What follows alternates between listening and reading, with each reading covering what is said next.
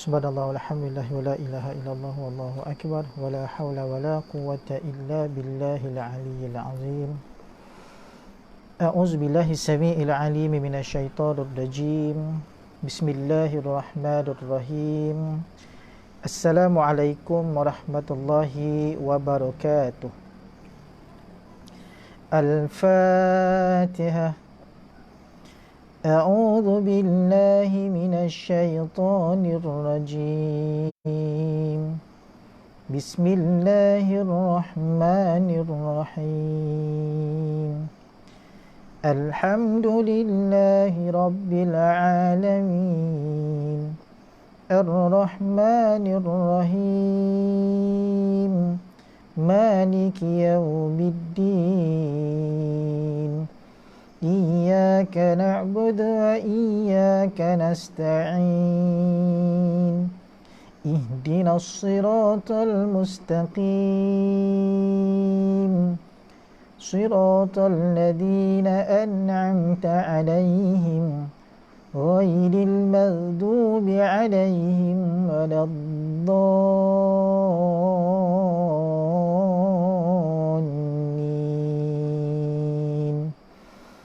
Amin. Kita selawat sama-sama. Allahumma salli ala sayyidina Muhammad. Allahumma salli alaihi wa sallim. Allahumma salli ala sayyidina Muhammad. Allahumma salli alaihi wa sallim. Allahumma salli ala sayyidina Muhammad. Allahumma salli alaihi wa sallim. Allahumma salli ala sayyidina Muhammad. Allahumma salli alaihi wa sallim. Allahumma salli ala sayyidina Muhammad. Allahumma salli alaihi wa sallim. Allahumma salli ala sayyidina Muhammad. Allahumma salli alaihi wa sallim. Allahumma salli ala sayyidina Muhammad. Allahumma salli alaihi wa sallim. Allahumma salli ala sayyidina Muhammad. Ya Rabbi salli alaihi wa sallim. Innal hamdalillah nahmaduhu wa nasta'inuhu wa nastahdihi wa nastaghfiruh wa na'udzu billahi min syururi anfusina wa min sayyiati a'malina man yahdihillahu fahuwal muhtadi wa man yudlil falan tajida lahu waliyyan mursyida. Ashhadu wa nashhadu an la ilaha illallah wahdahu la syarika lah. Ashhadu wa nashhadu anna sayyidana Muhammadan abduhu wa rasuluh. Allahumma salli wa sallim ala sayyidina Muhammad wa ala alihi wa sahbihi wa man tabi'ahum bi ihsanin ila yaumiddin. Qala subhanaka la ilma lana illa ma 'allamtana innaka antal alimul hakim. Qala rabbi shrah li sadri wa yassir li amri wahlul 'uqdatam min lisani yafqahu qawli. Sadaqallahul azim.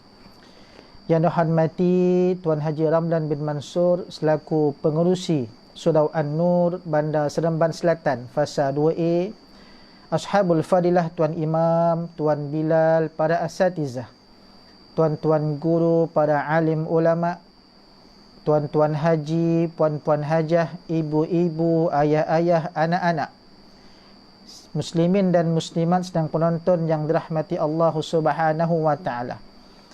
Pertama dan selamanya, kita memanjatkan setinggi-tinggi kesyukuran hanya kepada Allah Subhanahu wa ta'ala atas pertemuan kita pada malam ini sekali lagi dalam siri kuliah online bersama dengan saya Ustaz Irwan, untuk sama-sama kita membicarakan, untuk sama-sama kita berkongsi akan beberapa kisah yang Allah datangkan dalam Al-Quranul Karim untuk kita mengambil iktibar, untuk kita mengambil pedoman dalam kehidupan seharian kita. Para jemaah sekalian, pada malam ini insya-Allah saya akan menyambung perkongsian pada pertemuan yang lalu, iaitu berkaitan tentang imra'atu Fir'aun, isteri Fir'aun, yang Allah rakamkan cerita ini dalam Al-Quranul Karim. Para jemaah sekalian, muslimin dan muslimat, siapa yang dimaksudkan tentang isteri Fir'aun? Iaitulah Asiyah binti Muzahim. Tuan-tuan yang dirahmati Allah Subhanahu wa taala sekalian, dalam sejarah isteri-isteri di dunia ini, bermula daripada zaman Nabi Adam alaihissalam sampailah ke zaman baginda Nabi sallallahu alaihi wasallam, dan sampailah ke hari kiamat, tidak ada isteri yang bersuamikan seorang lelaki yang zalim, seorang lelaki yang sangat bengis, seorang lelaki yang sangat kejam. Tiada lain hanyalah Asiyah binti Muzahim. Siapa suami dia? Semua orang kenal dan semua orang tahu. Itulah Fir'aun laknatullah. Fir'aun, raja Mesir, seorang raja yang diuji dengan Allah SWT, yang memiliki dengan sebanyaknya kekayaan, seorang raja yang memiliki ekonomi yang sangat hebat, kekuatan yang sangat dahsyat. Sebab itulah tuan-tuan, para jamaah sekalian, sedang penonton sekalian, tergamaknya Fir'aun ini meletakkan diri dia, ana rabbukumul a'la, sesungguhnya Fir'aun itu adalah Tuhan yang maha tinggi. Sebab apa? Kaya tuan-tuan, tersangat kaya. Ekonomi pula tersangatlah dahsyat majunya. Pengikut-pengikutnya, bala tenteranya tersangat hebat. Sebab apa tuan-tuan? Dalam kisah Fir'aun, untuk mengejar Nabi Musa alaihissalam, dia bukan setakat kerah 100-200 tentera tuan-tuan. Nak kejar seorang lelaki sahaja, seorang Rasul Allah, Fir'aun kerahkan berjuta tentera je. Bayangkan besarnya kerajaan Fir'aun ketika itu.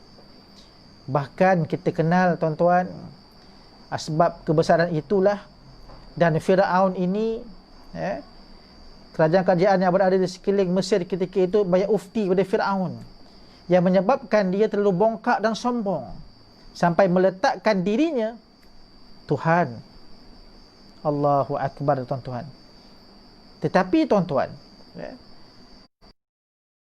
dalam Al-Quran kisah isterinya, salah seorang isterinya yang bernama Asiyah, Asiyah bintu Muzahim, untuk kita mengambil iktibar. Al-Quran tuan-tuan, kalau kita baca Al-Quran dan kita terjumpa kisah, kita terbaca dalam kisah dan sebagainya, Allah sengaja letak tuan-tuan, bila mana Al-Quran datang buat kisah, tujuannya untuk apa tuan-tuan? Untuk kita mengambil iktibar, untuk kita fahami sungguh-sungguh. Kenapa kisah ini ada tuan-tuan? Lihat zaman sekarang, dalam kehidupan kita berumah tangga, suami yang dayus, isteri yang nusyus dah sama banyak tuan-tuan, sama level. Sampaikan golongan isteri tercari-cari satu idola, tercari-cari satu, orang kata apa, role model berkaitan tentang isteri. Jikalau mereka mendapati suaminya dayus, suaminya, orang kata apa, suaminya melakukan kejahatan, suaminya malas dan sebagainya, dia tercari-cari idola untuk diikut dan sebagainya. Dan kisah ini dirakamkan dalam Al-Quran tuan-tuan, mungkin kadang-kadang kita terlepas pandang. Bahkan kadang-kadang bila kita baca Al-Quran, kita tak jumpa pun ayat ni. Sebab apa tak sampai? Sebab kita baca Quran hari ini kadang-kadang tuan-tuan tak mau cakap, ibu-ibu ayah sekalian yang di rumah dan penonton sekalian, kita hari ini kadang-kadang baca Quran, kita ambil surah-surah pilihan yang kita suka je. Balik-balik kita baca Al-Waqi'ah, Ar-Rahman, Al-Mulk, dan surah yang kita suka. Padahal tuan-tuan, Al-Quran yang mengandungi 6,236 ayat, yang mengandungi 114 surah, kita perlu baca dan teliti sungguh-sungguh daripada awal hingga akhir, baru kita jumpa kisah sebegini tuan-tuan. Tak salah untuk kita amalkan Yasin. Tak salah untuk amalkan Kahfi. Tak salah tuan-tuan. Tapi jangan tinggalkan bacaan yang daripada awal hingga akhir. Itu sebab tuan-tuan, kisah Imra'atu Fir'aun ini, Allah sebut nama Imra'atu Fir'aun 2 kali tuan-tuan. 2 kali. Satu dalam surah Al-Qasas, 2 dalam surah At-Tahrim. Imra'atu Fir'aun artinya isteri Fir'aun. Bahkan tuan-tuan muslimin dan muslimat sekalian, kisah ini yang saya kongsikan pada minggu lalu tentang Asiyah binti Muzahim ini, bukan saja Al-Quran sebut Imratu Fir'aun, bahkan baginda Nabi SAW juga sebut dalam hadis tuan-tuan. Dalam hadis yang sahih, kata Nabi, kamula minar rijali kathir. Kesempurnaan iman pada lelaki tersebut banyak. Artinya seorang lelaki yang bukan bertaraf Nabi, yang bukan bertaraf Rasul, tetapi kesempurnaan iman mereka ramai. Walam takmul minan nisa. Tetapi kesempurnaan iman yang ada pada diri wanita itu, payah nak dapat, kata Nabi. Illa arba'ah. Kecuali 4. Siapa dia? Yang pertama, Maryam bintu Imran. Maryam binti Imran, bonda kepada Nabi Isa alaihissalam, yang saya dah kongsikan pada tuan-tuan dalam pertemuan yang ke-3 rasanya, bersama dengan tuan-tuan, kisah Maryam binti Imran. Yang kedua, kata Nabi, Asiyah imratu Fir'aun. Asiyah isteri kepada Fir'aun. Yang ketiga siapa? Kharijah binti Khuwailid, isteri baginda Nabi SAW. Dan yang keempat adalah Fatimah bintu Muhammad, anak kepada baginda Nabi SAW. Sebab itu tuan-tuan muslimin dan muslimat sekalian, saya berkongsi kisah ini untuk sama-sama kita mengambil iktibar. Bagaimana seorang wanita dapat menjaga keimanannya, dapat menjaga ibadahnya, di samping bersuamikan seorang suami yang sangat bengis, yang sangat kejam. Bahkan bukan itu sahaja tuan-tuan, suaminya seorang yang paling kufur di atas muka bumi Allah SWT ini tuan-tuan. Allahu Akbar tuan-tuan. Kalau katalah hari ini ditakdirkan ibu-ibu, kakak-kakak dapat suami yang orang kata suam-suam kuku sikit, baru-baru ni dalam tempoh PKP, digalakkan berjemaah di rumah, tapi suami mengelak nak jadi imam dengan alasan saya tak pandai lah, saya tak baca Quran, tak boleh baca Quran lah, tak hafal surah itu sebagainya, pelbagai alasan. Saya kaki sakit lah, contoh. Ataupun ada yang mengelak dan sebagainya. Tuan-tuan, kakak-kakak sekalian, jangan bersedih. Allah sedang uji ibu-ibu sekalian, Allah uji kakak-kakak sekalian. Namun begitu, doa kepada Allah Subhanahu Wa Taala. Dan semalas mana pun suami ibu kakak sekalian, mereka nak semayang, mana-mana pun mereka tak nak baca Quran, tapi tidaklah sejahat dan sekejamnya Fir'aun laknatullah. Sedangkan Asiyah memiliki suami yang sangat kejam pun boleh dapat redha Allah Subhanahu Wa Taala, apatah lagi kita tuan-tuan. Jadi kita ambil iktibar akan perkara ini. Kita lihat bagaimana tuan-tuan Asiyah menjaga keimanan. Pertemuan yang lalu saya dah berkongsi dengan pada muslimin, pada penonton sekalian, bagaimana Asiyah bawa masuk Nabi Musa alaihissalam untuk dijaga. Sebab itu dalam part yang pertama dalam suratul Qasas, dalam disebutkan Imratu Fir'aun itu, yang pertama, bila mana Asiyah ini berjumpa Fir'aun untuk mendapat izin untuk menjaga Nabi Musa dan dibesarkan Nabi Musa. Sebab tuan-tuan, perkahwinan mereka bukan perkahwinan yang dirancang, tapi perkahwinan Asiyah dan juga Fir'aun adalah perkahwinan yang dipaksa. Yang dipaksa sebenarnya. Yang dipaksa. Akibat daripada, saya pendekkan cerita, bila mana lamaran kali pertama ditolak, Fir'aun menggunakan kekerasan dan ugutan. Ibu dan bapa Asiyah ditangkap dan dipenjarakan. Lalu dipanggil Asiyah datang ke istana dan ditanya, kalaulah kamu anak yang baik, takkanlah kamu nak biarkan mak kamu berada di penjara. Kalau nak mak kamu, ayah kamu lepas, kau kahwin dengan aku, kata Fir'aun. Tetapi di situ ada syarat lah, ada syarat yang berlaku. Salah satunya tuan-tuan, salah satu syaratnya, bila mana dia minta pada Fir'aun, salah satu syaratnya, dia bersetuju untuk berkahwin dengan Fir'aun, tetapi aku akan ikut kau pergi majlis keramaian dan sebagainya, tetapi aku takkan tidur bersama dengan engkau, kata Asiyah. Sebab dia tahu Fir'aun tu siapa. Raja Mesir yang sangat zalim, yang sangat kejam, yang sangat kufur dan engkar kepada Allah SWT. Sedangkan Asiyah berketurunan yang sangat kuat beribadat kepada Allah Subhanahu Wa Taala.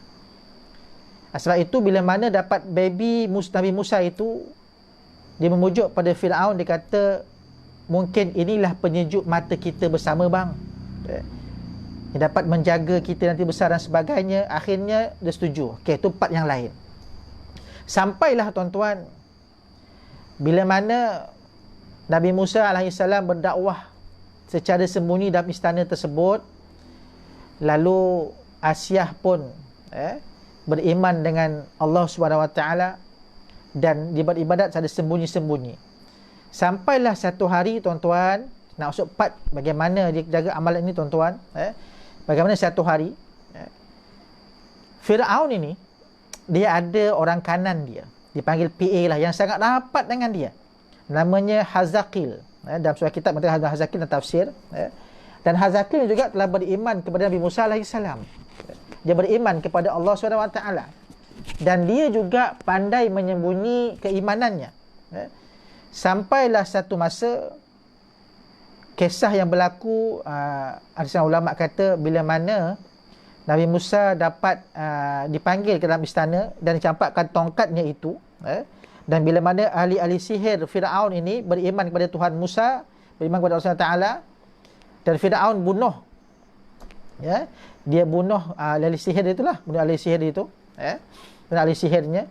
Ketika itulah Hazakil beranikan diri untuk menyatakan dia pun juga beriman kepada Tuhan Musa dan juga Tuhan Harun. Dan itulah menyebabkan Hazakil dibunuh. Hazakil ni siapa? Suami kepada Masyitah. Siapa Masyitah? Pembantu, kan? Pembantu tukang sisir rambut, orang kata. Pembantu ataupun pembantulah pada Asiyah binti Muzahim ini. Okey, baik. Sampailah berlaku macam itu, Asiyah rasa, pembantu aku pun, PA rapat Firaun pun boleh declare, boleh menyatakan keimanannya kepada menyatakan keimanan Nabi Musa pada Firaun, beritahu, sampaikan dia diseksa dan dibunuh. Asiyah pun kumpulkan kekuatan tuan-tuan. Dia kumpulkan kekuatan. Dan satu masa dia berjumpa dengan suaminya dan dia menyatakan tentang keimanannya. Amantu bi Rabbi Musa wa Harun. Dia berkata, wahai suami aku, aku ini telah beriman kepada Tuhan Musa dan juga Tuhan Harun. Kata Asiyah. Isteri dia dengar tuan-tuan, suami dia dengar, Firaun dengar, macam bayangkanlah tuan-tuan. Bayangkan. Tuan-tuan bayangkan. Firaun ni tuan-tuan, dan lalu saya kongsikan bagaimana dia tergamak untuk bunuh bayi lelaki, kan. Firaun bukannya dia bunuh orang dewasa. Firaun bukannya bunuh pejuang-pejuang muda yang tapi tergamaknya Firaun ini kejahatan yang sangat dahsyat tuan-tuan. Firaun sanggup bunuh bayi kecil, bayi lelaki. Bayi lelaki sebab berkisah dia bermimpi yang menyatakan bahawa akan lahirnya seorang Bani Israel yang akan menentang beliau dan meruntuhkan kerajaan Firaun. Lalu bermula pada hari itu dia perintahkan, dikeluarkan warrant, dikeluarkan arahan, keluarkan perintah, keluarkan perkeliling rasmi. Semua bayi lelaki yang lahir mesti dibunuh. Tuan-tuan, tergamak ke tuan-tuan? Kalau kita tak sanggup tuan-tuan. Tapi asbab kezaliman Firaun tu, dia tergamak untuk bunuh bayi. Sebab itulah tuan-tuan, kalau budak kecil pun dia boleh bunuh tuan-tuan. Ini isteri dia tuan-tuan, takkan dia tak boleh bunuh, kan? Kan? Tapi Asiyah dah bina kekuatan dah dekat situ. Bila mana Asiyah menyatakan keimanannya, yang dia beriman kepada Tuhan Musa dan juga Tuhan Harun, nyatakan kepada Firaun, suami dia kata, kau biar betul ni, dia kata. Ya bang, saya beriman kepada Tuhan Musa dan Tuhan Harun. Lalu Firaun pun tercabar. Dan apa yang dia buat? Dia terus rentap isteri dia, tuan-tuan. Dia bawa ke padang pasir. Bawa ke padang pasir. Tuan-tuan muslimin dan muslimat sekalian, zaman sekarang, ada tak suami yang sanggup untuk heret isteri dia ke tengah padang, tuan-tuan? Tak ada kan? Firaun, dia seret, dia hambat pula. Dia tarik isteri dia, Asyah binti Muzahim ini, bawa ke tengah padang pasir ketika itu. Dan apa dia buat? Dan diikat Asyah di tengah padang pasir dan keadaan 4 tiang kelilingnya. Diikat di tengah-tengah padang, tuan-tuan. Ibadatlah kalau kata tuan-tuan suami isteri, abang kakak gaduh suami isteri. Suami ni pula kaki bola. Dia bawa isteri dia ke padang bola, letak kat tiang gol, dia sepak-sepak. Tak ada, tuan-tuan kan? Paling tidak pun kat rumah, lebih baik rumah je, tuan-tuan. Firaun bawa isteri dia ke tengah padang pasir, tuan-tuan. Dibiarkan di tengah padang pasir itu, tanpa diberi makan, tanpa diberi minum. Dibiarkan panas terik, tuan-tuan. 1 hari dibiarkan begitu. Dan tuan-tuan muslimin dan muslimat sekalian, lepas 1 hari dia tanya pada isteri dia, "Wahai isteri aku, wahai Asyah, aku nak tanya pegangan kamu, pendirian kamu. Kamu beriman kepada siapa?" Kata Asyah, "Aku tetap juga beriman kepada Tuhan Musa dan Tuhan Harun. Dan apa yang kau buat ini," kata Asyah, "menambahkan keimanan aku kepada Allah SWT." Kata Asyah. Firaun dengar tu tercabarlah, tuan-tuan, tercabar. Dan berlaku hari yang kedua pun sama juga. Tuan-tuan muslimin dan muslimat sekalian, Firaun ni, dia boleh pilih dalam berjuta apa pilihan dia nak seksa isteri dia, tuan-tuan. Boleh buat, tak masalah. Boleh bunuh terus, boleh, tak masalah. Tetapi ketika itu, dia membuat pilihan untuk menyeksa isteri dia. Untuk menyeksa. Sebab apa, tuan-tuan? Hakikat hati dia, mungkin Firaun masih sayang pada isteri dia. Kalau dia bunuh terus, tuan-tuan, mungkin dia rugilah kat situ. Dia try seksa dulu. Sebab kadang-kadang kita ni diseksa, tuan-tuan, kita akan rasa berubah hati. Kalau iman, pasti akan berubah hati punya. Tetapi iman yang menebal pada Asyah itu, diseksa macam mana sekalipun, tuan-tuan, tetap juga beriman kepada Allah SWT. Masuk hari yang kedua, dapat dia biarkan berjemur tanpa diberi makan dan minum panas terik, tuan-tuan.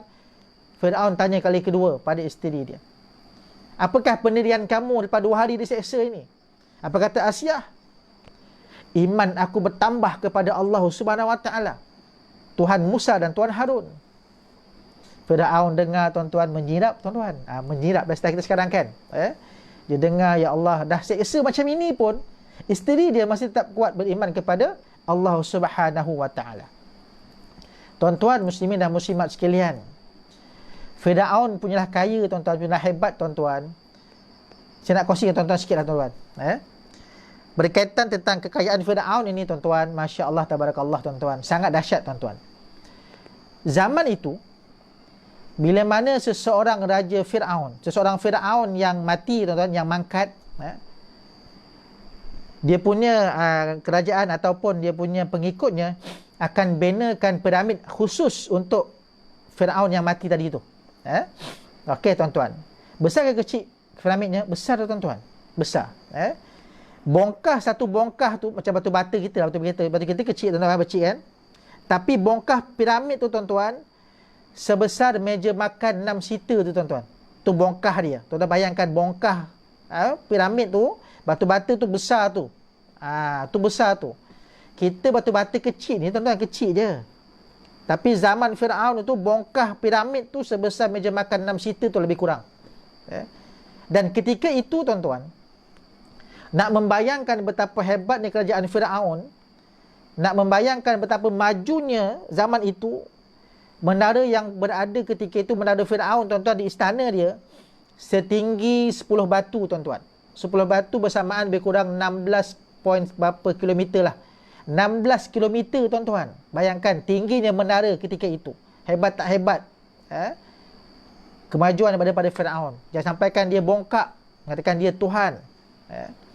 Sedangkan kita lihat menara yang tertinggi, tuan-tuan, di Dubai, di Abu Dhabi, itu pun baru tinggi 980 meter. Tak sampai 1 kilometer lagi. Tetapi menara Firaun 16 kilometer, tuan-tuan. Masya Allah, tabarakallah, tuan-tuan. Sangat kaya, sangat hebat. Dan isteri dia pula tuan-tuan, Asyah tadi ada first lady. Apa first lady? Isteri lah permaisuri tuan-tuan. Permaisuri. Dan dia isteri yang sangat senang. Hidup mewah tuan-tuan. Hidup mewah. Apa nak semua dapat. Tu antara perjanjian dia dengan Fir'aun bila kahwin dulu mula-mula. Apa dia nak semua dapat. Tetapi tuan-tuan, dia tak hairan benda tu pun. Dia tetap juga beribadat kepada Allah Subhanahu Wa Taala. Dia tetap beriman kepada Allah Subhanahu Wa Taala. Sebab itu bila diseksa pada hari kedua pun tuan-tuan, dia tetap juga tenang, relax tuan-tuan. Dia tak kisah pun apa yang berlaku. Sampailah masuk hari yang ketiga tuan-tuan, seksaannya. Pun tetap yang sama. Bila mana Fir'aun tanya kepada Asyah, "Wahai Asyah, apakah pendirian kamu pada hari ini? Lepas kamu diseksa selama 3 hari, tak diberi makan, tak diberi minum, dibiarkan panas terik. Apakah pendirian kamu?" Kata Asyah, "Aku tetap beriman kepada Tuhan Musa dan juga Harun. Iman aku semakin bertambah." Part ni lah tuan-tuan. Fir'aun rasa, memang nak kena lah perempuan ni, dia kata. Jadi apa dia buat tuan-tuan? Dia kata, dia panggil pengikut-pengikut dia, dia kata, "Kau ambil batu besar tu." Ambil batu besar tu, dan diangkat, diletakkan di atas kepala Asyah binti Muzahim, isteri Fir'aun. Tuan-tuan, cerita isteri Fir'aun ni tuan-tuan bukan sabit daripada kisah dongeng. Bukan sabit daripada hadis tuan-tuan. Bukan sabit daripada benda lain. Tapi sabit dengan Al-Quran tuan-tuan. Sabit dengan Al-Quran dan sabit dengan hadis Nabi SAW. Benda ni kuat, betul. Kalau kata tuan-tuan jumpa dekat kisah lain, mungkin bukan Quran sebagainya, mungkin boleh petikaikan. Tetapi Imratu Fir'aun, kisah ini disabitkan dalam Al-Quran. Dan hubungan tu pula Imratu, isteri Fir'aun pun disabitkan dengan Al-Quran. Bukan Al-Quran sahaja, hadis Nabi SAW juga cerita tentang isteri Fir'aun. Jadi tuan-tuan, Asyah, dia boleh minta apa saja tuan-tuan. First lady kan, tapi duit apa dia? Dan ketika itu tuan-tuan, bila hari ketiga tu, bila mana Fir'aun dah arahkan pengikut dia untuk letakkan batu besar atas kepala Asyah tu, ibadat macam kita angkat crane tuan, angkat crane ke kepala tu, angkat crane tu. Kalau tuan tengok cerita sebagainya, angkat crane ke kepala tu nak jatuhkan tuan-tuan. Mungkin ketika itu tuan-tuan, orang yang biasa, orang yang imannya nipis tuan-tuan, akan rasa, cukuplah, tak apa-apa, aku beriman lah. Mungkin akan beralih tuan-tuan. Setakat tengok batu kat bawah tu, okey lagi lah. Nampak batu tu di kepala tuan-tuan, kita rasa, kita pun dubdap, tak jadilah, kata. Tak jadilah. Okeylah, aku batal lah beriman, aku ikut kau lah. Bukan macam tu. Kadang-kadang tuan-tuan. Macam sekarang lah tuan-tuan, bukan kita minta, tidak kadang tuan-tuan. Kadang-kadang ada orang letakkan leher pun tuan-tuan, dia rasa dah macam macam nyawa di ujung tanduk kan. Kan? Kita tak nak minta macam tu tuan-tuan. Na'udzubillah. Cuma nak bayangkan tuan-tuan, betapa dahsyatnya seorang suami ni, isteri yang dikahwininya sanggup dia buat macam tu tuan-tuan. Sebab apa? Dia fikir kuasa dia. Dia fikir ego dia. Dia fikir kekuatan yang dia ada. Sebab dia mengaku dia Tuhan, tetapi isteri sendiri tak nak ikut dia. Dia mengaku dia hebat, tapi isteri dia pun tak mengaku kehebatan dia. Itu yang dia rasa tercabar tu. Sebab bila mana dia ambil batu tu tuan-tuan, tak kepala isteri Asyah tu, Asyah senyum ni tuan-tuan. Asyah pandang batu tu, dia senyum. Sekali lagi Fir'aun tanya, "Wahai Asyah, batu tu standby atas kepala engkau," dia kata. "Aku tanya sekali lagi. Kalau kali ni kau jawab juga yang kau tetap beriman kepada Tuhan Musa dan Tuhan Harun, aku akan jatuhkan batu ni hempap kepala engkau," kata Fir'aun. "Tapi kalau engkau menyatakan beriman kepada aku," kata Fir'aun, "aku akan tak jatuhkanlah batu tu." Tu Asyah tu pandang tuan-tuan, dia senyum. Dan tuan-tuan muslimin dan muslimat sekalian, ketika dia senyum batu tu tuan-tuan, dia terus minta kepada Allah. Dan Allah rakamkan cerita ini dalam Al-Quran tuan-tuan. Allah rakamkan apa percakapan Asyah ini dalam Al-Quran. Rujuk surah At-Tahrim ayat ke-11 tuan-tuan. Apa dia? Rabbi, kata Asyah, Tuhanku, ibnili indaka baitan fil jannah. Berikanlah, kurniakanlah kepada aku di sisimu baitan, rumah ataupun mahligai, istana, fil jannah, di syurga. Tuan-tuan, para ulama mengkaji tentang kalimah ini, tuan-tuan. Bagaimana Asiyah minta, ibnili, berikan kepada aku indaka, di sisi kamu. Ataupun dia minta kepada ya Allah, berikan kepada aku di sisi kamu. Nak minta apa di sisi Allah? Ataupun ibnili, binakan untuk aku, ibnili, binakan untuk aku, kata Asiyah, di sisimu. Di sisimu, di sisi Allah SWT, baitan, rumah. Baru dia beritahu rumah. Betapa cerdiknya Asiyah ni, tuan-tuan. Dia minta apa benda kepada Allah, dia minta benda tu berada di sisi Allah dulu. Kalau kita kadang-kadang, ya Allah, aku nak rumah lah ya Allah. Harap rumah tu kau redha lah, contoh. Ataupun, ya Allah, aku nak sekian, ya Allah, aku harap apa aku buat ni, kau redha lah ya Allah. Tu kadang-kadang permintaan kita. Tapi cerdiknya Asiyah, tuan-tuan, dia minta satu benda dirikan di sisi Allah dulu. Kalau tanya nak bina apa ni? Rumah. Boleh minta rumah. Kita kadang kita minta tu tujuan tu. Itu sebab ulama' mengkaji kata-kata ini, tuan-tuan, sangat hebat Asiyah ini. Dia mengagungkan Allah SWT. Dia menyatakan tentang dirinya, pendiriannya tetap kepada Allah SWT. Itu tentang kalimah dia itulah. Kadang-kadang kalau kita minta, kadang-kadang, ya Allah, binakan untuk aku rumah, ya Allah, dan rumah tu letak sebelah engkau. Tu kadang-kadang kita kadang macam tu. Lain sikit kita minta rumah dahulu. Tetapi Asiyah minta, binakan untuk aku di sisimu. Itu cara ulama buat kajian berkaitan tentang kalimah ini. Kenapa dikata macam itu? Nak menunjukkan betapa cerdiknya Asiyah ini dan betapa kuatnya iman Asiyah kepada Allah Subhanahu Wa Taala. Itu sebab Nabi sebut hadis tadi, tuan-tuan. Walam takmul minan nisa. Tidak akan mencapai tahap kesempurnaan iman di kalangan wanita tersebut illa arba'ah. Sebab walaupun Asiyah ini bersuamikan suami yang sangat zalim, yang sangat bengis, yang sangat jahat, bahkan kufur di muka bumi ini, tapi imannya kuat, tuan-tuan. Dan bila mana dia nampak batu tu, dia minta apa? Rabbi, Tuhanku, ibnili indaka baitan fil jannah. Binakanlah untuk aku di sisimu, ya Allah, sebuah rumah dalam syurga. Wa najjini min Fir'aun, dan selamatkan aku daripada Fir'aun wa amalihi, dan segala amalannya. Wa najjini minadh zalimin, dan selamatkan aku daripada orang yang zalim. Dia minta tu macam tu, tuan-tuan. Dia pandang batu tu, dia minta macam tu. Fir'aun dengar, Fir'aun lepaskan batu tu. Bila batu tu jatuh, tuan-tuan, Allah Subhanahu Wa Taala, tuan-tuan, Asiyah pandang batu tu dan Allah bukakan pintu langit, tujuh lapisan langit, tuan-tuan. Buka pintu tu, nampak, Asiyah nampak. Dan Allah tunjukkan kepada Asiyah istananya, rumahnya dah disiapkan oleh Allah dalam syurga, tuan-tuan. Dan Asiyah pandang batu senyum sebab dia nampak rumah dah siap dah.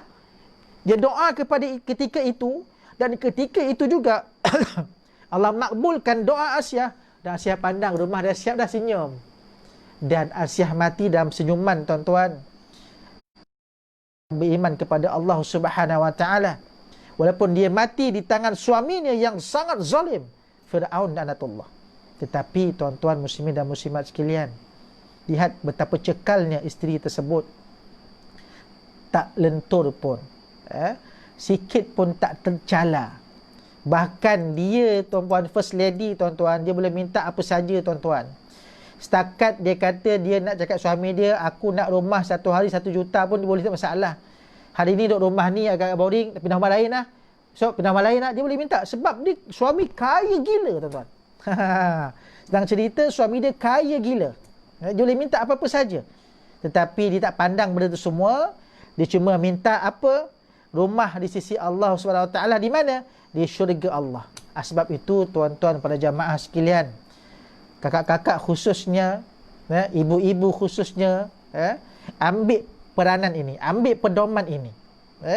Jangan kecewa, jangan sedih sekiranya ketika ini kita diuji dengan suami yang agak tak ambil berat tentang kita kadang-kadang.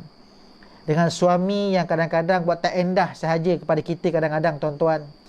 Bahkan teguran kita, nasihat kita pun suami kita tak dengar kadang-kadang, tuan-tuan. Jangan gusar, jangan kecewa, tuan-tuan. Tetapkan beribadat kepada Allah Subhanahu Wa Taala. Allah yang memegang hati kita, tuan-tuan. Mengadulah kepada Allah pada waktu malam, tuan-tuan. Menangislah kepada Allah. Allah akan mendengar rintihan itu, tuan-tuan. Allah akan dengar rintihan itu. Sebab itu dalam Quran datangkan kisah ini, tuan-tuan, untuk pedoman bagi mereka, khususnya kaum wanita, kaum ibu-ibu, kaum isteri, ya, yang Allah uji dia dengan suami yang agak tak nak, orang kata apa, yang agak tak nak bimbing kita ke arah kebaikan, ya. Kita bersemangat solat di rumah, minta suami jadi imam, tapi suami mengelak saja, tak nak. Minta suami ngajar ngaji, suami kata apa, belajar sendirilah, abang sibuklah, tak ada masa lah, penat lah, sebagainya. Tuan-tuan, jangan kecewa, tuan-tuan. Niatkan kepada Allah SWT, kita belajar itu agar Allah buka juga pintu hati isteri, suami kita, untuk sama-sama belajar Quran, tuan-tuan. Sebab itu dalam Quran diterangkan kisah ini, tuan-tuan, untuk pedoman kepada kita semua. Dan hari ini, tuan-tuan, nak lebih cantik, tuan-tuan, tuan-tuan nak amal surah apa, amal lah, masalah, tuan-tuan, tapi letakkan dalam jadual, planning dan target kita mesti khatam Al-Quran sekurang-kurangnya setahun sekali, tuan-tuan. Sekurang-kurangnya kita boleh amalkan baca Waqiah sehari sampai 5 kali, 6 kali. Saya tahu, tuan-tuan, ada sahabat-sahabat saya, ada rakan-rakan saya, ada anak murid-murid saya, ya, kadang-kadang dia mengaku, Ustaz, saya amalkan Waqiah sehari 5 kali, Ustaz. Baca Waqiah 5 kali tak masalah, ya. 10 kali boleh baca, saya cakap tak masalah. Cuma saya cakap jangan tinggalkan bacaan surah yang lain. Oh, tak dapat lah, Ustaz. Sebab kadang-kadang bila belajar ngaji, sampai 4 surah yang agak berat, Syu'ara, surah Qasas contohnya, yang agak-agak berat sikit, dia rasa payah sebutan, Ustaz. Saya cakap bukan payah, sebab kita jarang baca surah ni. Yelah, Ustaz, saya kalau baca Waqiah tu lancar je, baca Al-Mulk tu lancar. Memanglah, hari-hari kita baca. Tapi surah lain, takkan nak tinggalkan, tuan-tuan. Takkan nak tunggu Ramadan saja baru kita baca surah tersebut. Hari yang lain, duk kejar baca Waqiah, duk kejar baca Yasin, duk kejar baca surah lain sebagainya. Bukan tak boleh, boleh, tak masalah, tuan-tuan. Tetapi, jangan tinggalkan kisah-kisah. Dan tinggalkan surah yang lain, tuan-tuan. Sebab, setiap ayat itu, setiap surah itu ada kisahnya. Ada pengajaran yang perlu kita ambil iktibar. Sebab itu, tuan-tuan, tepuk dada, tanya iman masing-masing. Kita berada di tahap mana ketika ini? Kalau nak amalkan, saya rasa amalkan terus, tak masalah. Tapi jangan tinggalkan bacaan surah yang lain. Bermula pada malam ini atau besok pagi, tuan-tuan, letakkan jadual. Bermula baca surah pada Fatihah, Al-Baqarah, tuan-tuan, letakkan. Target satu hari mungkin boleh baca 5 muka surat mungkin. Ambil subuh 1 muka surat, zuhur 1 muka surat, asar 1 muka surat, sebagainya. Tak masalah, tuan-tuan. Betul, malam amalkan surah yang tak masalah. Kalau kata tak nak pun tak apa, tuan-tuan, boleh baca target. Sebab ada sahabat, tuan-tuan, khatam kadang-kadang seminggu sekali. Ada sahabat yang khatam 3 hari sekali. Ada sahabat yang khatam sehari sekali. Tapi tak salah, tuan-tuan, kalau kita mampu, tuan-tuan, buatlah. Sekurang-kurangnya, tuan-tuan, dapat sebulan sekali pun alhamdulillah. Setidak-tidaknya sekali setahun pun alhamdulillah. Ini tak kadang-kadang, tuan-tuan, duk amal surah tertentu sahaja, ataupun tidak. Bahkan kadang-kadang, tuan-tuan, last tutup, ada orang kadang-kadang dia amal Al-Mulk hari-hari pun, tuan-tuan, tapi baca salah juga. Sebab apa? Dia baca dengan bacaan yang tidak betul. Dia syok sendiri. Last belajar ngaji umur 16 tahun ataupun sekolah rendah sebagainya, tuan-tuan, sampai dah besar tak perbaiki, tak perbetulkan tajwid, sebutan dan sebagainya yang merosakkan bacaannya. Sebab itu, tuan-tuan, kita cuba perbaiki bacaan kita. Waktu yang sama juga kita cuba mendalami akan isi Al-Quran, dipanggil sebagai istilah tadabbur, untuk kita lebih faham dan kita lebih mengerti akan kisah-kisah yang datangkan Al-Quranul Karim, untuk pedoman kita semua. Jadi saya rasa, tuan-tuan, cukuplah perkongsian pada malam ini. Saya tutup dengan kisah ini, berkaitan kisah Asiah tadi, untuk kita pedoman pada kita semua. Bukan sahaja pada para isteri, tapi kita juga pada suami. Kena ambil iktibar sungguh-sungguh, tuan-tuan. Bukan nak suruh kita ni buat jahat, tak, tuan-tuan. Tetapi, jadilah orang yang terbaik, tuan-tuan. Jadilah suami yang bertanggungjawab pada isterinya. Bagaimana baginda Nabi SAW menunjukkan contoh yang terbaik, tuan-tuan. Jangan malu, jangan segan, tuan-tuan. Seorang suami, bukanlah dikatakan takut isteri kau selai baju, tuan-tuan. Tak masalah, tuan-tuan. Bantu. Hatta baginda Nabi sendiri pun, tuan-tuan, pernah menjahit pakaiannya sendiri. yang menyebabkan Sayyidatina Aisyah menangis, tuan-tuan. Sebab apa? Nabi tak susahkan isteri dia. Bukan nak kata dia takut isteri, tidak. Tapi itulah peluang kita, tuan-tuan. Kita pun para suami, tuan-tuan. Kalau tuan-tuan betul-betul suami yang baik, tuan-tuan, sidailah baju, tuan-tuan. Basuhlah baju, tuan-tuan. Bukan takut isteri, tidak. Tapi itu peluang kita untuk mengambil pahala di sisi Allah Subhanahu Wa Taala. Sebab kita membantu isteri kita, tuan-tuan. Ikut masing-masing lah, tuan-tuan. Jangan memaksa. Jangan sampai kita menengking dan sebagainya. Sebab apa, tuan-tuan? Kita, siapa pun kita di dunia ini akan berbalik kepada Allah Subhanahu Wa Taala, akan bertemu dengan Allah, dan semuanya akan dipersoalkan nanti di hadapan Allah Subhanahu Wa Taala. Jadi cukuplah perkongsian pada malam ini. Mudah-mudahan ada kebaikan dan manfaat bagi kita semua, tuan-tuan. Kita jumpa lagi insya-Allah.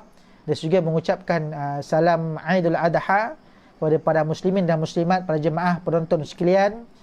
Mudah-mudahan ambillah pengertian pengorbanan ini untuk letakkan diri kita, tuan-tuan. Yang mampu berkorban, silakan berkorban, tuan-tuan. Niatkan ikhlas kepada Allah SWT agar Allah rendahkan ego kita, agar Allah buangkan sifat tamak dalam diri kita ini, tuan-tuan. Itulah motif kita berkorban. Jadi mudah-mudahan Allah berkati kita insya-Allah.